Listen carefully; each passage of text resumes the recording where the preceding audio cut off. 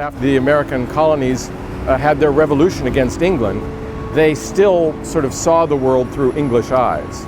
And the English and the Dutch always had this very strong competition, several wars in the course of the century.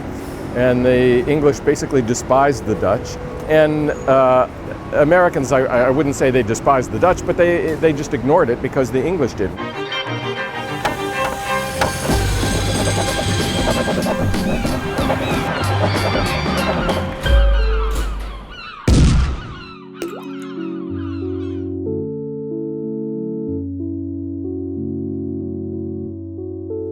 New York is one of the greatest cities human civilization has ever known. And it started not as an English colony, but as a Dutch town, New Amsterdam, 400 years ago, when this was a vast sea of fields, streams and forests. And if it wasn't for this man, that history would still only be known to scholars and academics. Russell Shorto is a historian and a journalist who dusted off this exciting time of American history.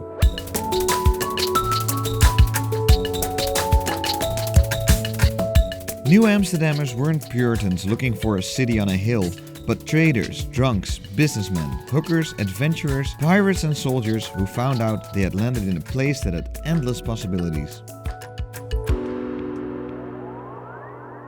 In 4 parts, Russell will show us and a group of Dutch tourists why there is more to early American history than just New England and Virginia. To the extent that Americans know about anything about early American history, they know those things. They know that there were the Puritans and Pilgrims, and they know that the Thanksgiving holiday comes from the Pilgrims, and they know about the South and the planters.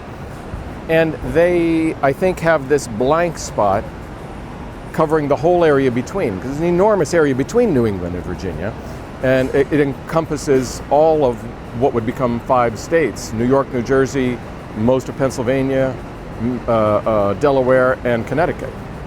That was New Netherland. That was the Dutch colony.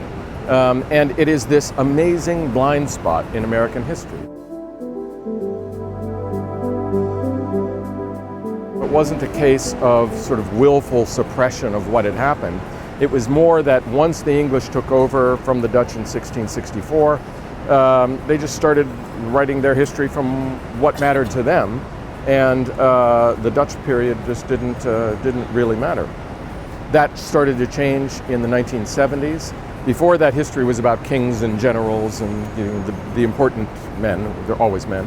And starting in the 70s, that's when social history came into being, which focused on ordinary people and on groups, ethnic groups, Hispanic Americans, African Americans. And so, in a strange way, the Dutch colony, the Dutch presence in early America was part of that.